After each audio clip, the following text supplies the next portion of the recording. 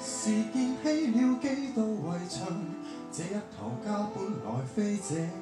樣。嘗試穿過透明屏障，發覺離人在心不在場，逐漸喪失親密磁場，有盞紅燈凄然的發亮，而你仿似正懷疑你來年同行伴侶並未達理想，想百成無事故歲月如常，但我知其實你不想再對着我抱着我親密如常。去年還承諾過貧窮和病態東風來陪着我上路離場，但那些其實只有將